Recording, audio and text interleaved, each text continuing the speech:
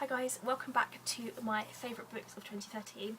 Now I'm going to do my top 10 books of 2013, and these all from different genres, different authors, different styles, different age groups. So I'm going to start off, and I kind of have put these in an order, and it's been really difficult because I all love them equally, but I've kind of ranked them. So in at number 10 of my top 10 books of 2013 is By My Side by Alice Peterson. Now can we just take a moment please to appreciate this beautiful, beautiful cover. This is about a girl called Cass who one day she wakes up and she finds out that she can't walk, and she has kind of discovered that she's got an illness and she can't move her legs, and then she needs a guide dog called, or a disability dog called Ticket, and she and the dog fall in massive love with each other because they rely on each other so much.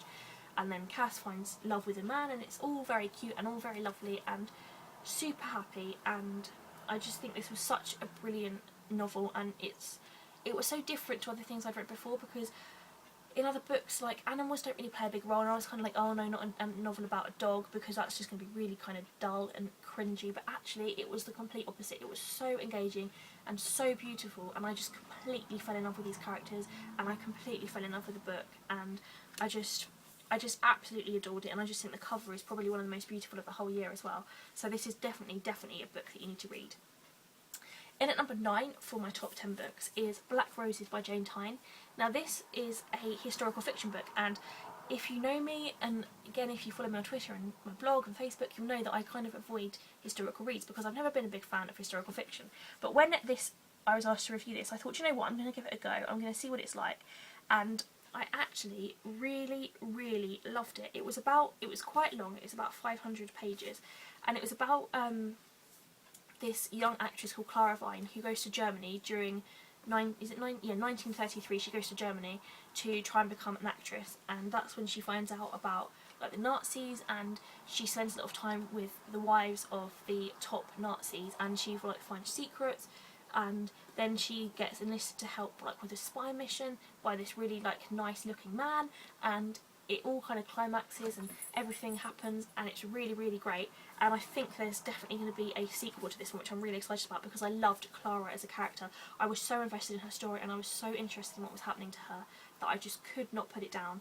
And I can't wait to see how her relationship evolves with Leo, who was a spy, and to see where they end up. So this is really, really good, and I really, really love this book. So definitely read this too if you haven't already. The next book of my favourite 2013 reads was Close My Eyes by Sophie Mackenzie. Again, let's look at the cover. Such good covers. Beautiful, beautiful kind of design as well. This was the book where this woman has lost her daughter called, is it Jen? No, she lost her daughter called Beth, and then let me start again. This woman has had a daughter called Beth, but Beth died while she was being born. She was stillborn, and she is grieving the loss of her daughter, and she can't seem to shake off this feeling of, I've lost my daughter, whatever am I going to do with my life? But one day a stranger turns up on the doorstep and says, actually, your daughter is still alive. And then she's like, well, how can this be? Why is someone playing a really nasty trick on me?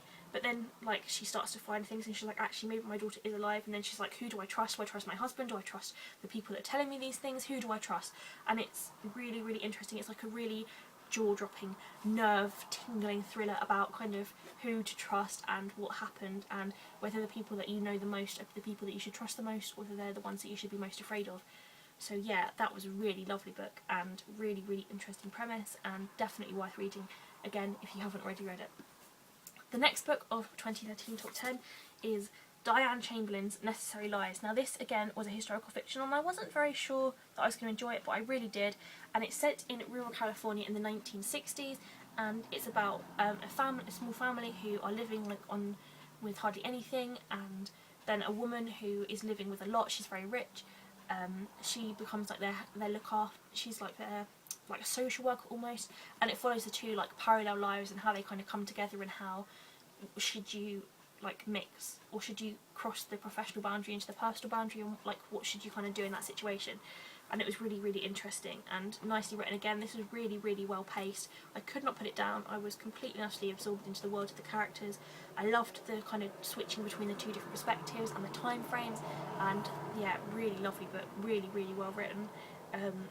And I haven't read much. I don't think I've read any other books by Diana Chamberlain, so I've made sure that I've brought some of her others as well to read, because I know that she's going to be one of the authors I think I'm going to massively fall in love with.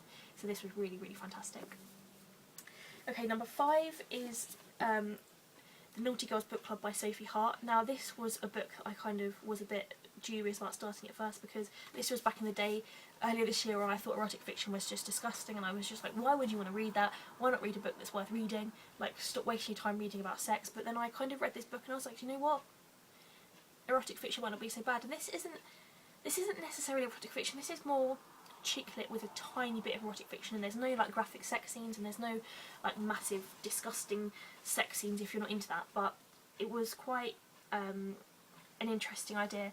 It was like this woman who sets up a book club, but all the people that come, they decide that they want to read erotic fiction books, so they look at erotic fiction books throughout the different years. They read different, like Ginny Cooper and E.L. James and all those kinds of things, and she then falls in love, and it's all happy and brilliant and lovely. And I think this is a really good book, and I really quite like to see whether people who in the past would have avoided erotic fiction books like that, whether they would actually enjoy this, because I completely turned my mind around about the genre. So it'd be interesting to see if other people who read this would feel the same way, because I think it's got the power to kind of open up a genre to other people. So definitely worth reading.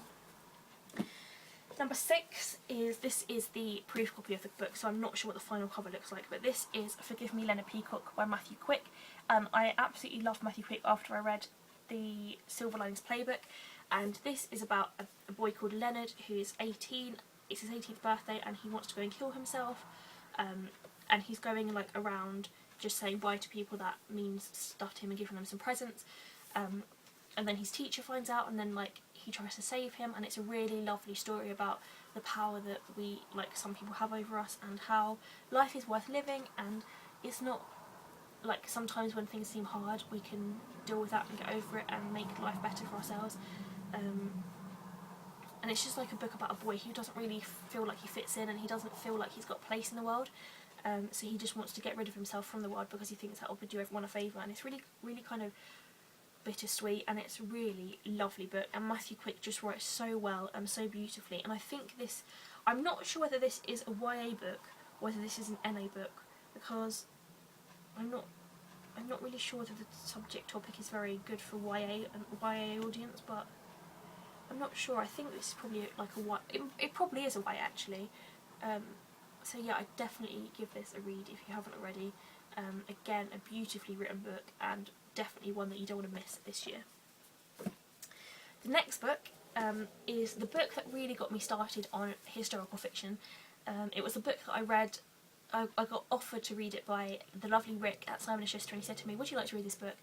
We'd be really interested in having you review it. And I said, yeah, go on then. And I thought, oh, it'd probably be really rubbish, I don't really want to read it. But I absolutely devoured it, and it really opened my eyes to like the genre of historical fiction, and that is Richard Madeley, Someday I'll Find You.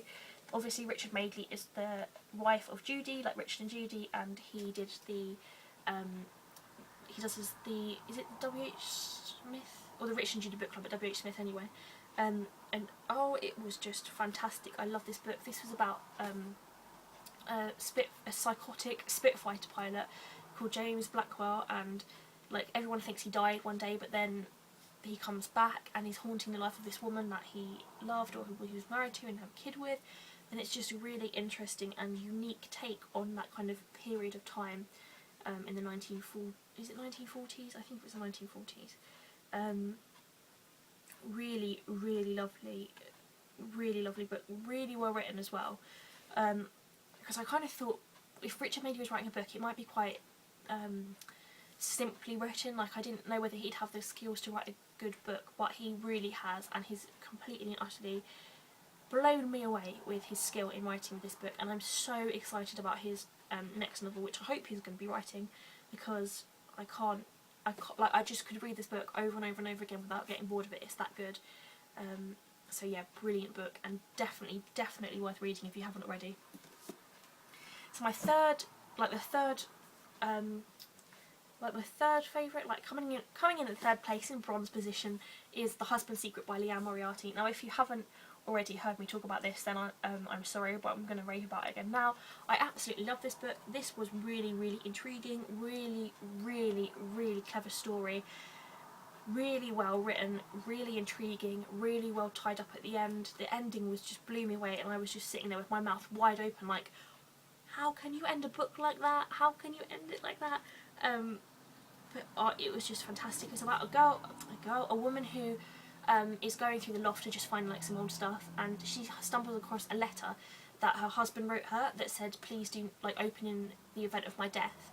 But he hasn't died yet, and she's like, well, I found this letter, can I open it? Like, it says I shouldn't open it till you die. And he said, no, just forget it was there, don't open it, it doesn't matter anymore, just leave it and I'll come home and I'll look after it. And she keeps this letter and she kind of hides it from him, and because she wants to know what's written on this letter and why it was so important at one point and it's not anymore. And she's like debating with herself whether she should open it or not.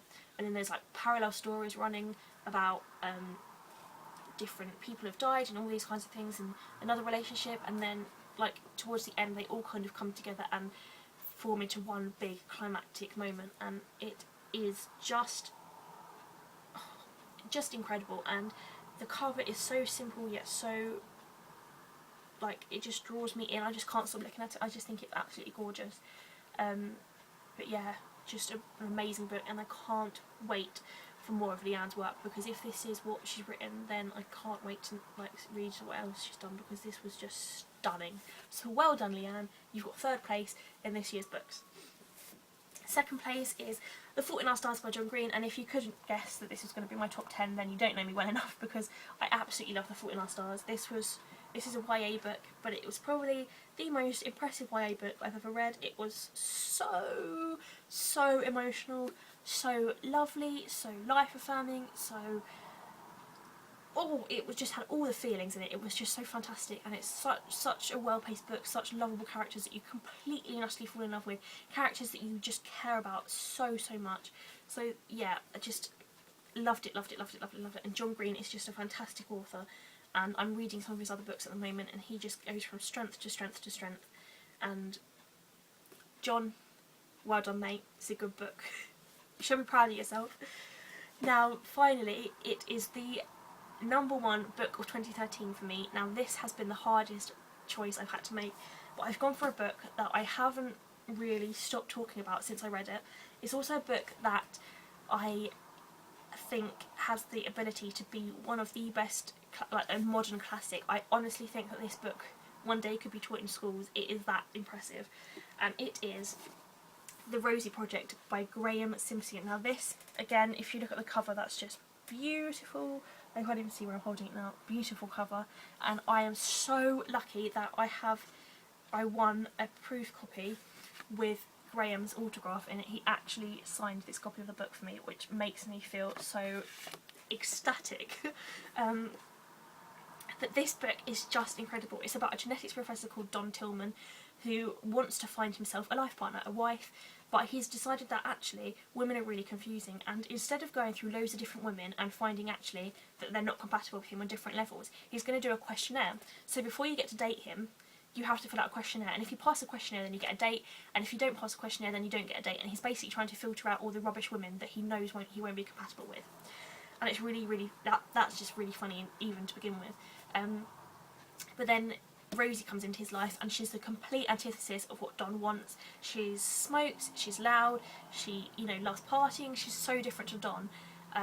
But she needs help to find her biological father, and because Don's a genetics professor, he kind of helps her, and they go on this journey together and they learn from each other, and Don kind of learns that actually maybe he should be less picky with what he wants, and maybe he can fall in love with just about anybody, like if he loved, like you don't need to be compatible to fall in love, kind of thing. And oh, it was just incredible, and the humour in this is just outstanding. There's a scene in it where he's at a cocktail party and he's learnt how to make all these cocktails, and that just had me in fits of giggles. It's just so clever and so, like, I just can't even find the words to describe it. It's just so unique and so perfect and so brilliant and so lovely and so amazing. And I also love Graham, the author. He's been so humbled by the praise from this book that really kind of quite lovely that he's got so happy by the praise, because I think he just kind of wrote this book and thought, okay, I'll write this book, but then everyone's like saying how amazing it is, and he's like, oh, thank you so much, that means so much. So that's so lovely when an author does that.